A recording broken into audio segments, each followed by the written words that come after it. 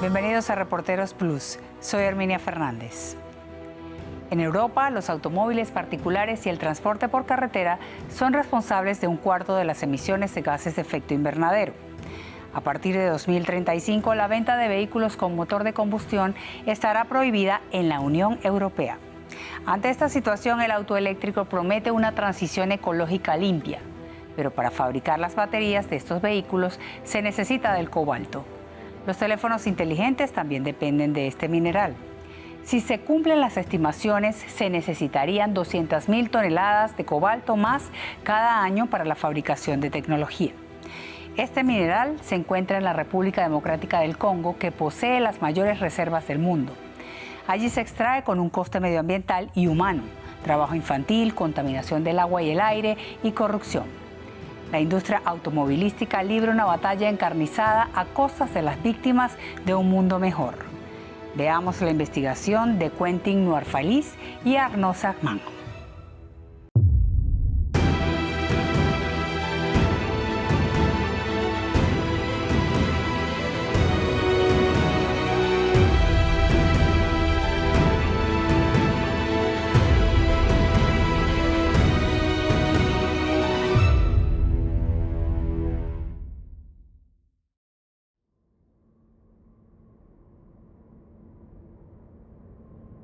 Nokia, Samsung, Huawei, Tesla, Myanmar General, Motorola. Nokia, Samsung, Huawei, Tesla, Myanmar General, Motorola.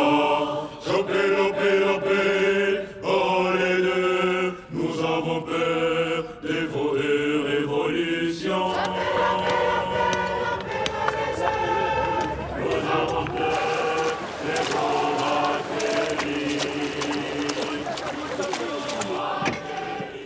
En la República Democrática del Congo, miles de ciudadanos se han convertido en los ejes de una revolución en marcha. Cavan para encontrar un mineral muy cotizado en el mercado mundial, el cobalto. En el otro extremo del mundo, gracias a ese metal necesario para las baterías, la industria construye, ensambla y comercializa vehículos eléctricos. En la carrera contra el cambio climático, el cobalto es una de las claves para desplazarse sin contaminar. ¿Pero a qué costo?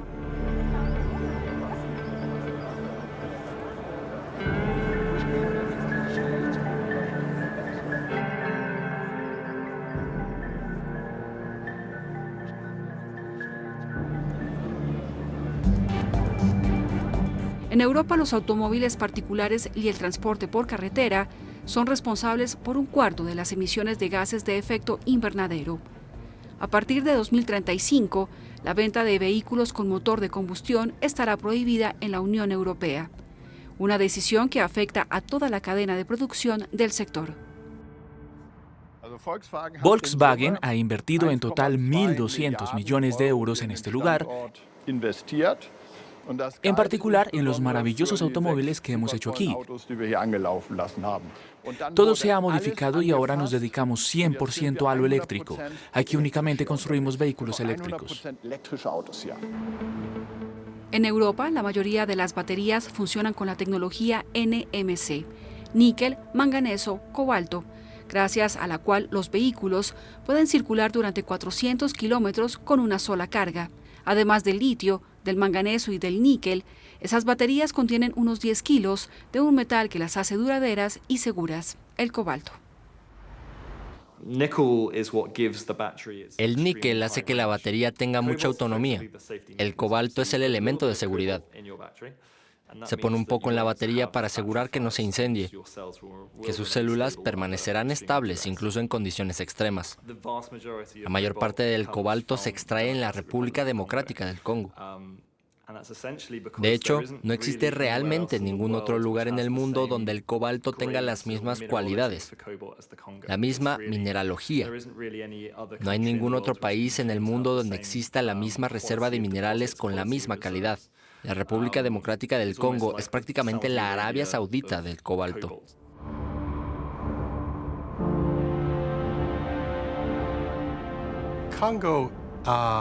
El Congo es una tierra bendita o maldita, todo depende de cómo se mire. Tiene una riqueza geológica y mineral extraordinaria.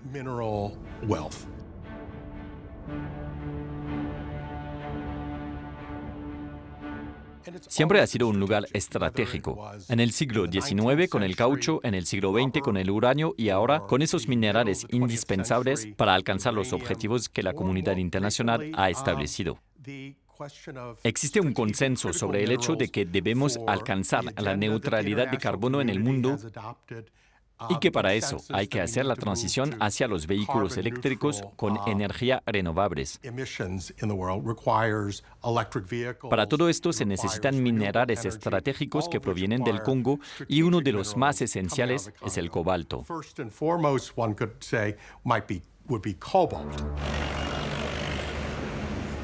Kolwezi es la capital mundial del cobalto. Estamos en el corazón de la Copperbelt, el cinturón de cobre que bordea el Congo y la Zambia vecina. Un paisaje esculpido por un siglo de explotación minera. Es aquí, en la provincia de Lualaba y del Alto Katanga, donde se encuentra la mayoría de los yacimientos de cobre y cobalto.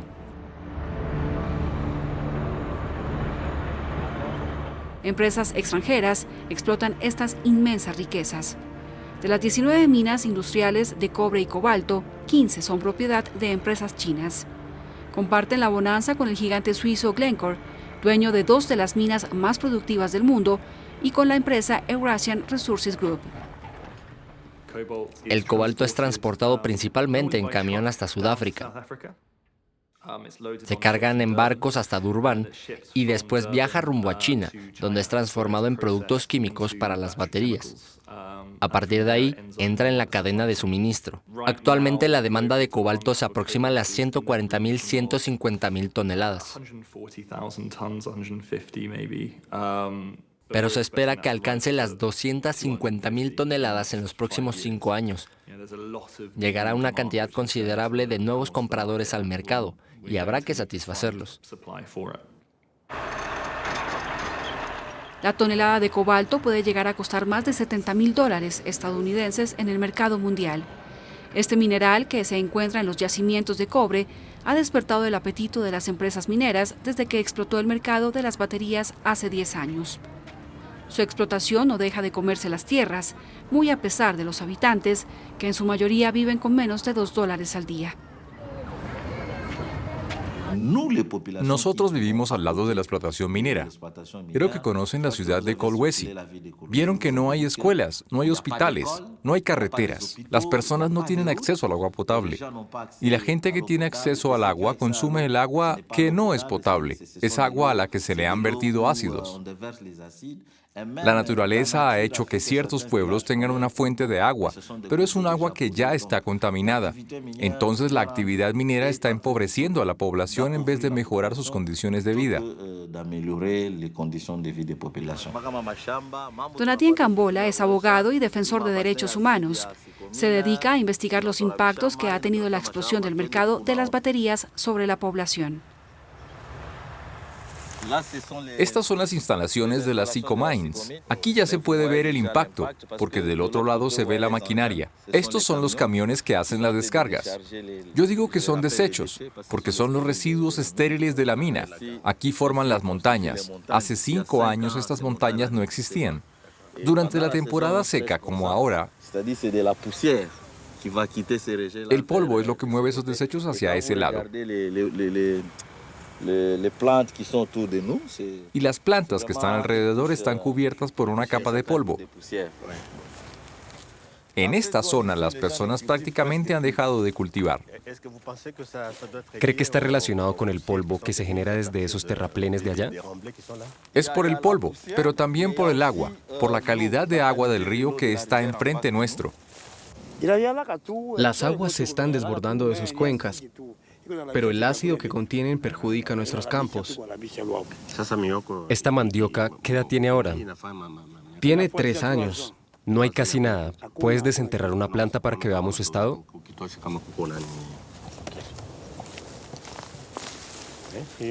Esta es una mandioca. Sí, es pequeña. 3 años. Debería ser más grande. ¿De qué viven si la mandioca no es suficiente? Ahora recogemos estas hojas de mandioca. Las vendemos en el mercado para comprar comida en el pueblo. ¿La empresa Sycomines conoce este problema? Sí, al principio traían agua potable, pero dejaron de hacerlo. Quizás piensan que no es tan grave si nos morimos. ¿Qué le están pidiendo a Sycomines? No tenemos nada que decirles. Sycomines debe averiguar cómo vivimos. El Estado también debe preguntárselo. Somos sus ciudadanos, ¿no? Las minas industriales de Lualaba y del Alto Katanga producen el 80% del cobalto congoleño. El 20% restante proviene de minas artesanales. Bajo las lonas naranjas, los excavadores trabajan en el fondo de pozos y túneles que tienen varias decenas de metros de profundidad. Donatien Vila es uno de esos excavadores artesanales. Como él, hay 150.000 en la región que han venido de todos los rincones del país huyendo de la miseria para obtener una parte del pastel minero.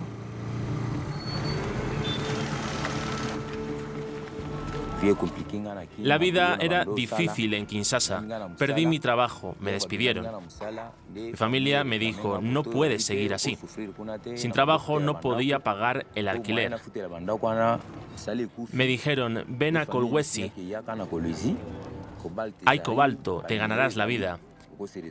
Vine para ser excavador. Era la primera vez en mi vida que lo hacía.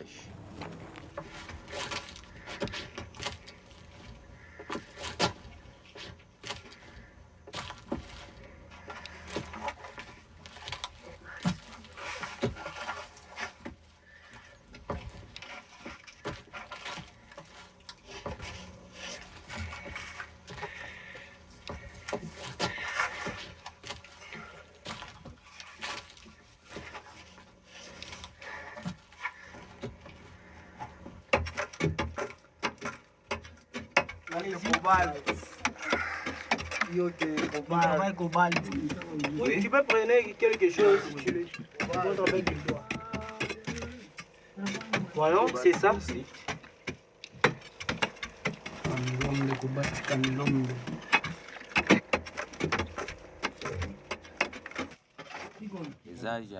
Es excavación artesanal. Entras en el pozo, rompes la roca con la barreta y después la subes.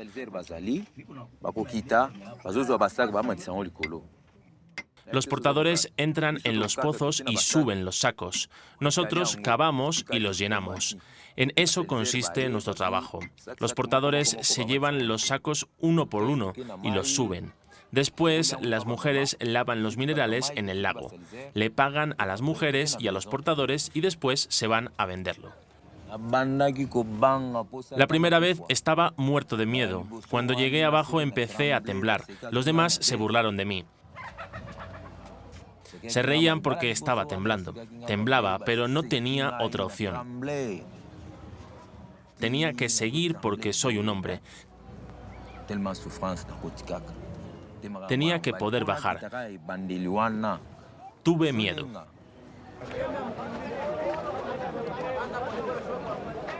Algunos excavadores mueren en los derrumbes y las inundaciones, pero miles de familias dependen de las migajas de cobalto que el Estado y la industria les permiten explotar en las tierras que les pertenecen. Una manera de comprar la paz social.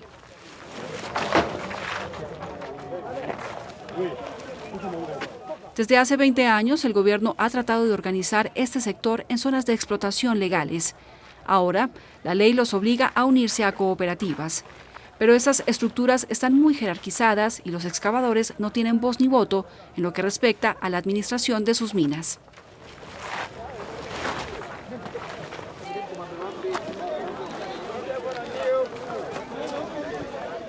Esto es cobalto de verdad. Si se trabaja todo el día, mi pozo produce 350 costales.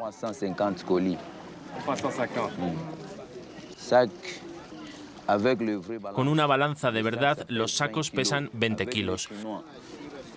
Pero los chinos hacen trampa y alteran las balanzas para que pesen 10 kilos, de 20 a 10, pero normalmente son 20 kilos.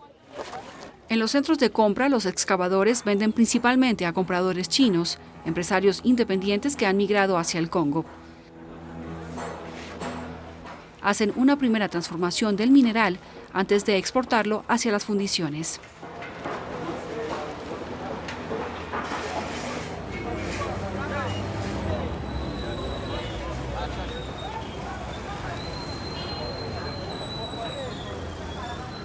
Era mi primer viaje a Kolwezi.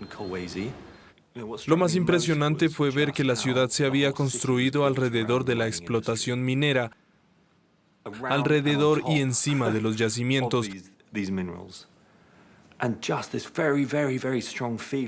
Realmente me pareció que las personas que vivían ahí debían beneficiarse de esas riquezas con las que las empresas chinas, europeas y estadounidenses hacen fortuna.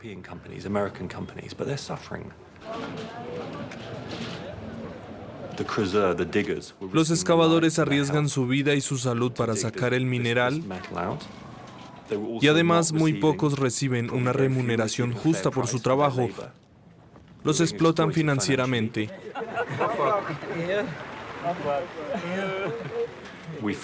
Nos dimos cuenta de que había niños, a veces de 7 u 8 años, que también trabajaban en esas minas. Ningún padre quiere que sus hijos trabajen. Ningún niño de 7 años quiere pasarse el día recogiendo piedras del suelo después de haber entrado ilegalmente a un lugar. Además, corriendo el riesgo de que lo golpeen o se lo roben. Nadie quiere eso.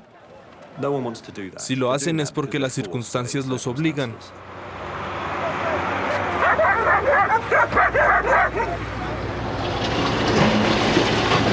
En 2016, Amnistía Internacional publicó un informe que puso a temblar a la industria automovilística. La ONG denunció que las empresas productoras de baterías utilizaban cobalto manchado por violaciones de derechos humanos, como el uso de mano de obra infantil en las minas artesanales.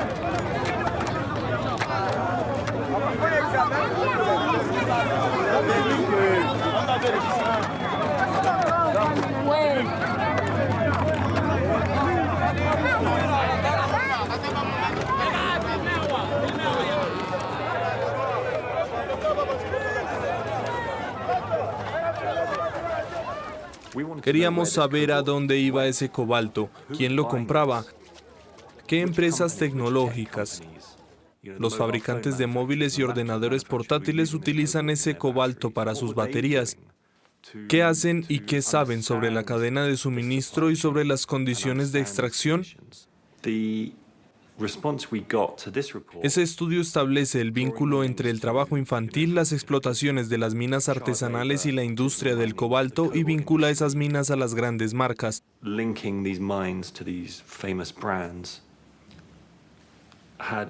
Tuvo una repercusión enorme en los medios, mucho mayor de lo que se esperaba. Ninguna marca, ningún constructor de automóviles o ningún otro usuario final de cobalto quiere ser etiquetado como alguien que saca provecho del trabajo infantil. Es muy mala publicidad. Afecta el valor de las acciones en la bolsa, es injusto y a los consumidores no les gusta esto. No es bueno para los negocios, incluso aunque éticamente les sea indiferente. Aunque no sea su problema, aunque solo se interesen por sí mismos. De todas maneras, deben estar en contra porque es perjudicial para los negocios. El trabajo infantil no es el único problema de los constructores de automóviles. Su transición a lo eléctrico les ha hecho descubrir su inmensa dependencia al cobalto congoleño, necesario para las células de las baterías, principalmente fabricadas en Asia. Para desarrollar un sector de baterías, en 2017, Europa puso en marcha un gran proyecto industrial. Queremos asegurarnos de que Europa siga produciendo los mejores y más duraderos automóviles. Y eso no será posible si traen baterías de un país sin trazabilidad, donde no se respetan todas las normas, donde el objetivo no es generar la menor huella de carbono posible. Por eso lanzamos la Alianza Europea de Baterías. Eso nos permite alcanzar a China a una velocidad increíble. No solo es bueno para Europa y para luchar contra el calentamiento global. También hay ventajas muy evidentes para los ciudadanos porque se crean nuevos empleos, se crean nuevas posibilidades de inversión y se asegura que todo se haga de manera 100% sostenible. Europa solo estaba generando el 3% de la producción mundial de baterías. Para no quedarse atrás, tiene previsto construir una treintena de megafábricas para 2035, con el objetivo de producir el 25% de la oferta mundial. En Suecia, hectáreas de bosque han dado paso a esta nueva tecnología. La empresa Northvolt está construyendo una megafábrica, la primera de este tipo para un grupo europeo, cuya ambición es competir con los productores asiáticos.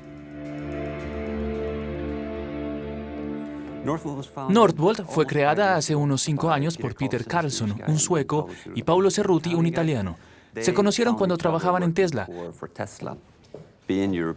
Como son europeos, naturalmente miraron hacia Europa, un continente donde se producen cerca de 20 millones de vehículos al año. Hay entre 13 y 14 millones de personas que trabajan en ese sector, y si se considera que todos esos vehículos tendrán que volverse eléctricos, no tener una industria local de baterías deja a Europa en una posición muy delicada. Entonces regresaron a Europa para fundar Northvolt a finales de 2016. Importantes constructores de automóviles entraron a participar en ese proyecto desde el comienzo. BMW fue el primero en 2018. Volkswagen es un gran cliente y a la vez un gran inversionista de Northvolt. Hace poco anunciamos la creación de una empresa conjunta con Volvo Cars para construir otra megafábrica. En busca de soberanía, Europa ha impulsado la multiplicación de los proyectos mineros con el objetivo de alimentar las nuevas fábricas de baterías. En el caso del cobalto, se han identificado reservas en Suecia, Noruega y sobre todo en Finlandia. Actualmente hay 2 minas de níquel y cobalto activas en ese país. Otros 7 proyectos están en desarrollo. Presumiendo sus decenas de yacimientos minerales para baterías, Finlandia ha cedido inmensas porciones de sus tierras a la exploración minera. A 300 kilómetros del Círculo Polar, la empresa Terrafam reactivó la producción de la antigua mina de Sotkamo, cerrada en 2012 tras una fuga de agua tóxica en los lagos y ríos de la región. El Estado finlandés es el encargado de dirigir el trabajo de Terrafam junto con Trafigura, un comerciante de materias primas condenado por contaminación en África. Los europeos tienen una falsa idea de lo que es la actividad minera. Las personas todavía se imaginan a los mineros con linternas de cabeza. Piensan que es un trabajo físico con muchos riesgos. Y la explotación minera moderna es muy diferente. Aquí en Terrafam producimos los componentes químicos para las baterías de sulfato de níquel y de sulfato de cobalto. Lo producimos a partir de las materias primas que nosotros mismos extraemos. Se hace la extracción, la biolixificación y finalmente se producen los productos químicos para las baterías. Mika Flocht es una activista ambiental que ha investigado sobre la catástrofe de 2012. Indignado por la negligencia de los antiguos propietarios de la mina, hizo parte de los activistas que exigieron su cierre. Nos preocupaba la mina de Terrafam. En esta época se llamaba la mina de Talvivaara. Nos preocupaba su impacto sobre el agua. Nos dijeron que había bilixiviación y que sería la mina más respetuosa con el medio ambiente del mundo. Dijeron que no verterían aguas usadas. Pero era simplemente un discurso de marketing para los políticos y los habitantes. Por eso apoyaron ese proyecto minero enorme. Lo primero que hicimos fue construir un centro de tratamiento para las aguas usadas. Utilizamos las mejores tecnologías disponibles. Ese centro de tratamiento de las aguas está conectado a una tubería que permite volver a verter las aguas tratadas a las grandes corrientes de agua. Entonces tratamos el agua y si caen lluvias fuertes, eso no afecta a nuestra producción. Purificamos el agua antes de tirarla. Ellos habían invertido en la tecnología de la biolixiviación para utilizarla, pero en esa época todavía no estaba funcionando de manera correcta. Nosotros la hemos desarrollado y ahora funciona de manera estable, pero la idea de base es la misma. Mika Flock desconfía del discurso de la industria, al igual que Jari Natunen, geoquímico y presidente de la asociación Mining Watch Finland. Juntos vigilan los alrededores de la mina explotada por Terrafame.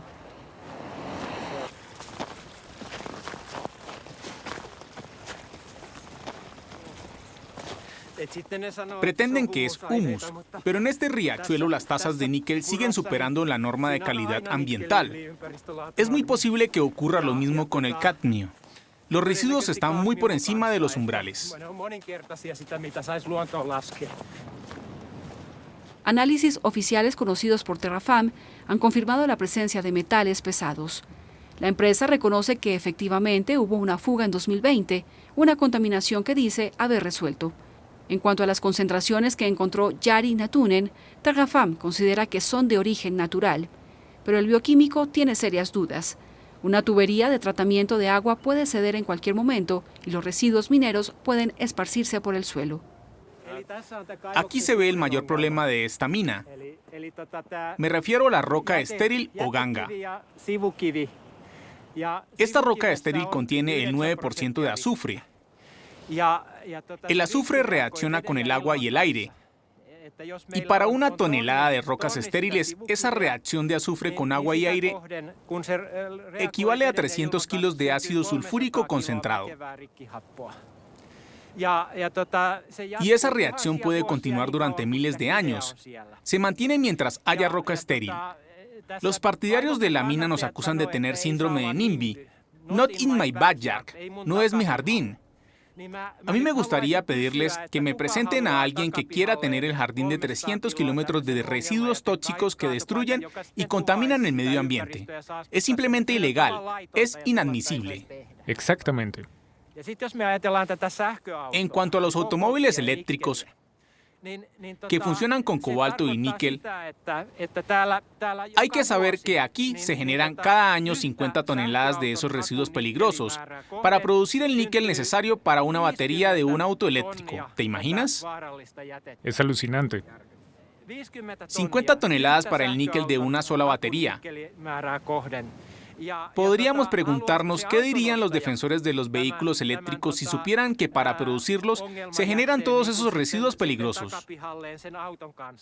A pesar de las alertas de los ecologistas, el Estado finlandés ha mantenido la actividad de Terrafame. Sin embargo, la empresa finlandesa solo podrá equipar con baterías 300.000 vehículos eléctricos al año. Para 2030 está previsto que haya 30 millones de automóviles eléctricos en circulación. Tan solo para la cantidad de cobalto que esto supone, se necesitarían 10 proyectos como Terrafame para lograrlo. Europa nunca será un Eldorado del cobalto, pero hay un sector en donde sí puede tener peso: el reciclaje. De ahí podría salir hasta el 10% del cobalto mundial dentro de 10 años. La empresa Umicore, nacida en la antigua Unión Minera Belga, es pionera en este sector. Afirma que con el tiempo podrá reciclar casi todo el cobalto de las baterías. Empezamos reciclando baterías de teléfonos móviles, sabiendo que la llegada de las baterías a los vehículos era solo cuestión de tiempo. Este tipo de reciclaje existe además de la explotación minera que todavía necesitamos actualmente. Pero sería un desperdicio no reciclar productos como el cobalto. Hacerlo permitiría depender menos de la extracción. A partir de 2035, las baterías de todos los automóviles eléctricos en venta en la Unión Europea deberán contener al menos un 20% de cobalto reciclado.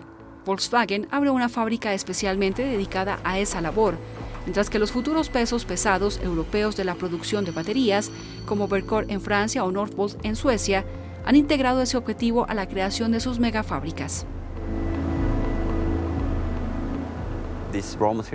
Esas materias primas que necesitamos para nuestras baterías son naturalmente reciclables y se pueden volver a reciclar una y otra vez. De hecho, se extraen una vez y se pueden utilizar por siempre.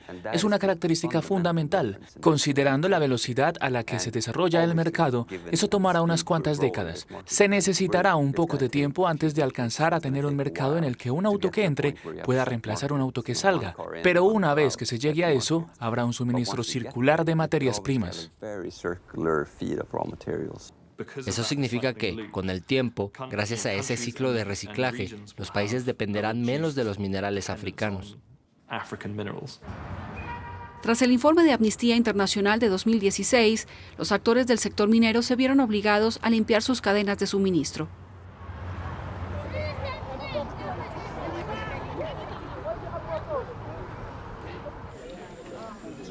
Durante un foro especial en Kolwezi en 2019, la Organización para la Cooperación y el Desarrollo Económicos, la OCDE, reunió a las empresas mineras para ayudarlas a rastrear mejor su cobalto. Su solución, el deber de la diligencia debida.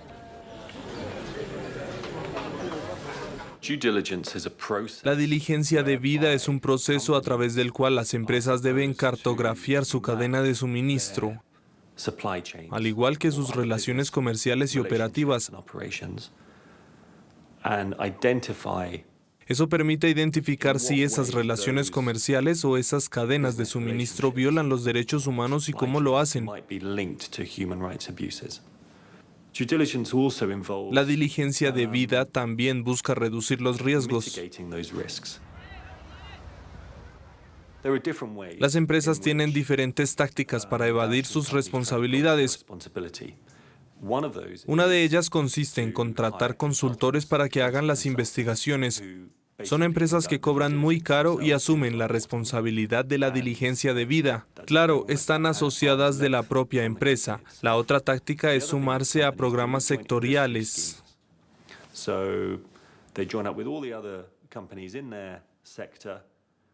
Se asocian a otras empresas del sector y crean una entidad que hace el trabajo por ellos o anuncian unas normas que todos aceptan cumplir, pero es simplemente una firma. Pueden decir, sí, estamos de acuerdo con esas normas, hemos firmado, pero eso no necesariamente hace que las cosas cambien en la práctica. El trabajo infantil acaparó la atención con justa causa. Todavía hay miles de niños en las minas artesanales de Lualaba, pero muchas ONG estiman que ese fenómeno ocultó otros problemas causados por las minas industriales y que el proceso de diligencia debida no ha podido contrarrestar, como los desplazamientos forzados de poblaciones sin una compensación adecuada, la contaminación y finalmente la corrupción.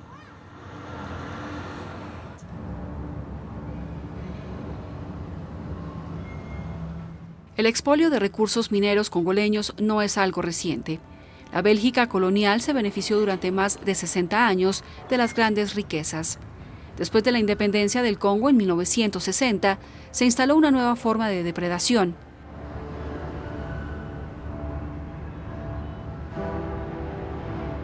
El dictador Mobutu y su círculo cercano extrajeron miles de millones de las arcas de Gécamine, la empresa minera estatal. Cuando Laurent Désiré Kabila derrocó a Mobutu en 1997, el país en quiebra se hundió en la guerra. Después de su asesinato, su hijo Joseph Kabila tomó el relevo. Restableció la paz y reactivó el sector minero para volver a llenar las arcas del Estado. Pero la empresa Gécamine quedó arruinada.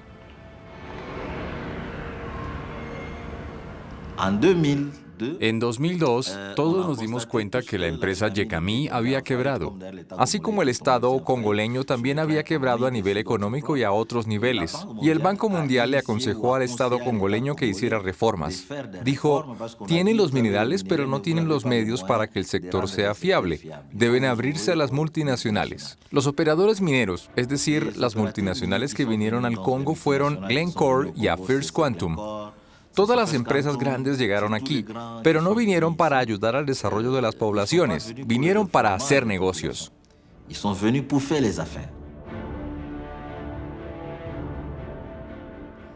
Para entender el sector del cobalto actual hay que remontarse al pasado y ver cómo las empresas que ahora están aquí adquirieron las concesiones mineras, en particular las concesiones de cobalto. Y lo que se ve es que hubo un hombre en particular que tuvo un papel realmente determinante, crucial. Es un empresario israelí que se llama Dag Gertler y que de hecho fue una especie de intermediario por un lado entre las multinacionales que buscaban esas concesiones ricas en cobre y cobalto y por otro lado entre los políticos congoleños que tenían el poder de decidir a quién adjudicarle esas concesiones. Entonces, ¿qué pasó? La empresa estatal hizo contratos extrabursátiles, es decir, contratos directos con este empresario israelí que tenía muchas conexiones con Joseph Kabila, que era muy cercano al expresidente de la República Democrática del Congo, y vendió sus concesiones a precios muy bajos. Desde que llegó al poder en 2001, Joseph Kabila convirtió a Dan Gertler en su mano derecha. Gertler llegó al Congo con fondos nuevos en un momento en el que el país lo necesitaba desesperadamente y se convirtió en el puente para que las empresas occidentales pudieran entrar a Kabila. En 2007, el líder mundial de los negocios en materias primas, Glencore, lo llamó para adquirir los mejores yacimientos. Se volvieron coaccionistas de Mutanda Mining, la mayor empresa minera de cobalto del mundo. Glencore también le pagó millones de dólares a Gertler, a cambio de su intervención en Kinshasa para cerrar otro contrato minero. Una vez que se publicó en los medios, la transacción atrajo la atención de las autoridades estadounidenses. Sospechaban que el empresario había corrompido al régimen de Kabila en múltiples proyectos, algunos de los cuales incluso involucraban un fondo de inversión estadounidense. En total, las ONG calculan que el Estado congoleño habría perdido más de $1.000 millones en esas transacciones. Fue entonces cuando empezaron los problemas para Gertler. La consecuencia fue que lo sancionaron. A él y a otros altos responsables del régimen de Kabila, además de otras personas. Pero él fue el objetivo más importante por el valor de los activos que controlaba. Para regresar a la escena congoleña, Estados Unidos se concentró en Dan Gertler para expulsar a Kabila. También denunció a Glencore, que además empezó a ser objeto de una investigación en Reino Unido y Suiza. En 2022, Glencore anunció destinar $1.500 millones para solucionar sus asuntos con la justicia. ¿Qué posición adoptaron entonces empresas como Umicore, que recibían su suministro de cobalto de la empresa suiza?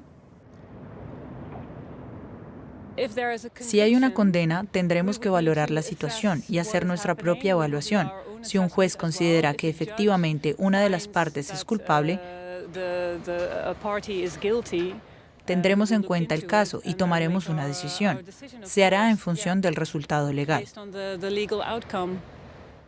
Para nosotros es bastante decepcionante porque es como decir, ¿es una empresa que explota minerales o que compra un mineral artesanal extraído por un niño? Y la respuesta es sí, pero en realidad la empresa no fue condenada por haber utilizado trabajo infantil, entonces no hay problema. Esa es un poco la situación que hay en cuanto al trabajo infantil en las minas. Nunca utilizaríamos ese argumento de no fueron condenados, entonces no hay problema. Aparentemente, para ellos, en la medida en la que no haya una condena, la corrupción no es un problema.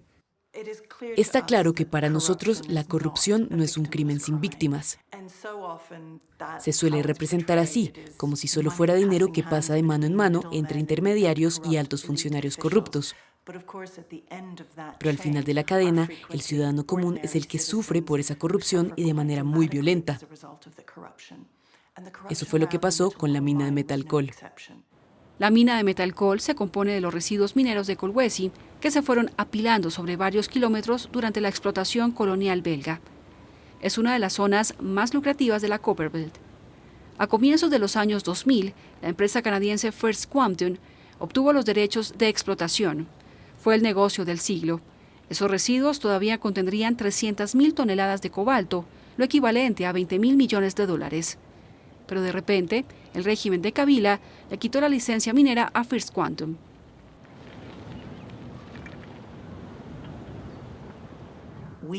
Los documentos y expedientes del tribunal muestran lo que pasó. Y lo que pasó fue que el permiso de explotación previo se anuló por influencia de una empresa que le pertenecía a Dan Gertler. Él vio que era una mina muy rentable, entonces la adquirió y la tuvo durante un periodo corto para después cederla a una empresa minera multinacional que se llamaba Eurasian Natural Resources Corporation y que ahora se llama Eurasian Resources Group, ORG. Esa es la empresa dueña de la mina actualmente. Pero los documentos judiciales nos permiten saber que eso fue posible por una operación de corrupción entre funcionarios congoleños, que también incluía jueces, llevada a cabo por Dan Gertler. A través de su filial Metalcoal, el grupo kazajo Eurasian Resources Group terminó la construcción de la fábrica y empezó a explotar la mina. A pesar de los compromisos de Metalcoal, los 700 empleados que trabajaban para First Quantum no volvieron a ser contratados ni recibieron una indemnización.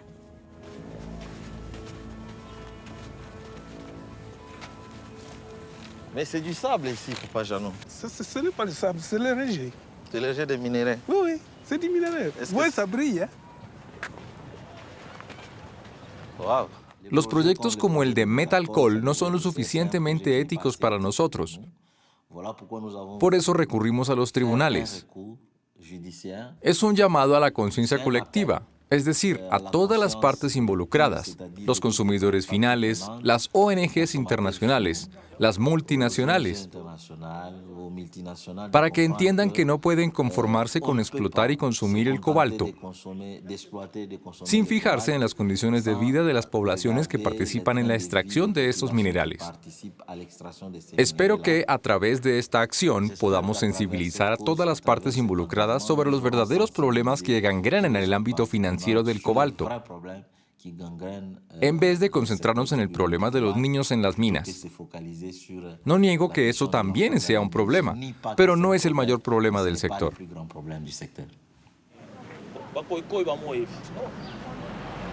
¿Qué espera del tribunal? Que nos pague. En vez de pagarnos, todos nos han dado pequeños anticipos por partes. 600 francos congoleños, $0,33.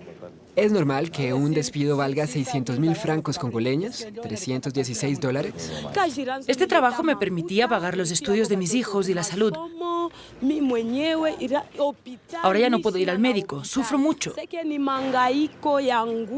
El salario incluso me alcanzaba para pagar el diezmo en la iglesia. ¿Cómo voy a encontrar un nuevo trabajo si no puedo pagar las bendiciones? Cuando trabajábamos teníamos acceso a la atención médica. Ganábamos un sueldo suficiente para pagar la educación de nuestros hijos. Pero de repente, cuando se detuvieron los trabajos, mi hija se enfermó y cuando se enfermó hice todo lo posible por ir al hospital donde siempre nos atendían. No me recibieron. Me dijeron, usted no tiene derecho a venir aquí. Y en el camino,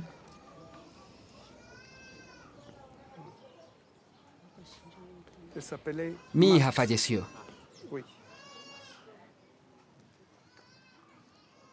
Y mi hijo murió un año después.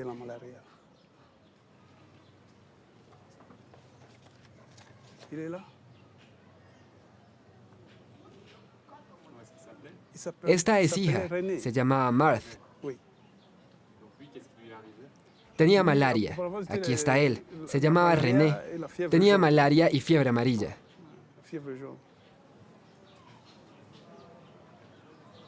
También falleció. Tenía 8 años. Bienvenidos a nuestro programa de la Radio Televisión Manica. Vamos a hablar sobre el ecosistema. ¿Qué impacto tiene la extracción minera sobre la población circundante? Nos acompaña el profesor Banza, toxicólogo y profesor de la Universidad Lubumbashi. Profesor, díganos primero, ¿en qué consistía su misión aquí en Kolwezi? Al principio, empezamos por evaluar los niveles de contaminación en los ecosistemas poblacionales, es decir, a identificar cuáles eran los niveles de contaminación en las fuentes de agua. Los niveles de contaminación en los peces que se consumían y que estaban en los cauces contaminados, que también afectaban a los consumidores. Les niveaux de contamination humaine Medíamos los niveles de contaminación humana a partir del consumo de pescados, a partir de la inhalación de polvo y a partir de la contaminación del medio ambiente en el que vivimos.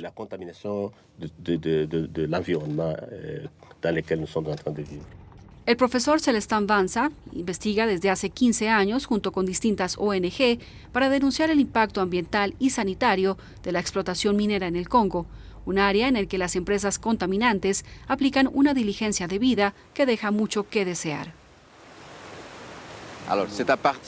Los ácidos empezaron a correr desde aquí, hasta allá abajo, en el río Wilu. ¿Cuál es la empresa responsable por esas pruebas, por esos desastres ecológicos? Primero es la empresa KCC, que pertenece a Glencore. Esta espuma de aquí es cal. Cuando ven que el estanque está lleno, abren esta canalización. Es lo que hace que el agua cambie de color. Pero también es la espuma que proviene de la cal que están vertiendo en el estanque.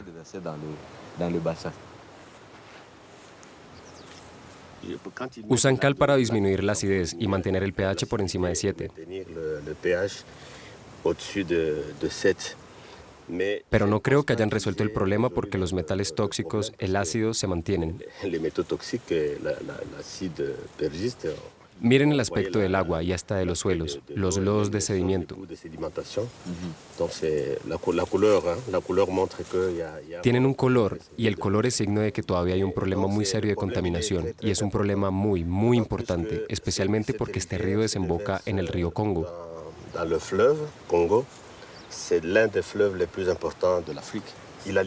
Es uno de los ríos más importantes de África, alimenta una gran parte de nuestro país. Ante la presión de las ONG, Glencore finalmente reconoció las fugas de ácido sulfúrico, pero negó haber tenido un impacto en los lagos de los alrededores.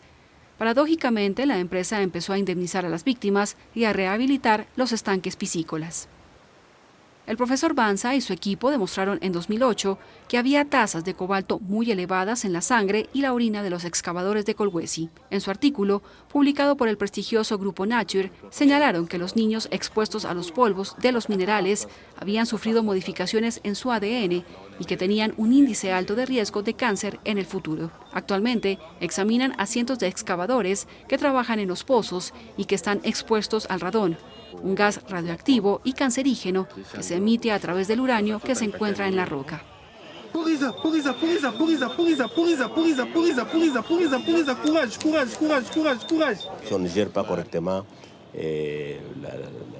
Si no se gestiona correctamente la contaminación, así como ocurre hoy en día, será un problema, porque los ríos están prácticamente destruidos. La mayoría de los ríos de la provincia del Gran Katanga, por ejemplo, ya están afectados por la contaminación, y no es aquí en Katanga. Lo hemos visto también en Kivu. Existe el mismo problema en casi todas las zonas del país donde hay extracción de recursos minerales. Entonces, si no nos ocupamos de esto, el país corre el riesgo de ser un escándalo ecológico y toxicológico.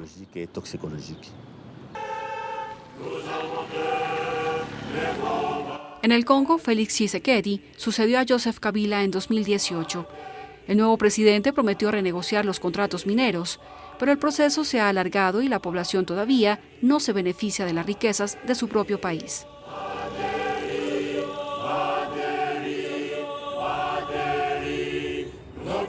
Entre tanto, los minerales congoleños y los del mundo entero seguirán alimentando los cientos de millones de automóviles eléctricos que están previstos para circular por nuestras carreteras.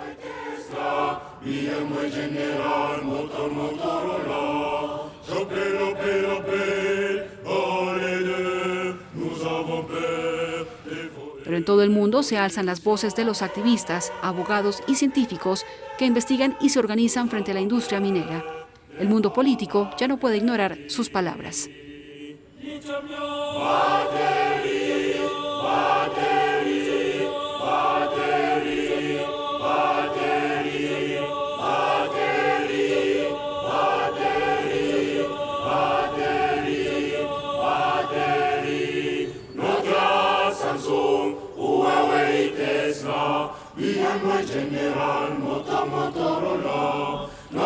Samsung, Huawei, Tesla, moins général, Motorola. La paix, allez deux, nous avons peur de vos révolutions.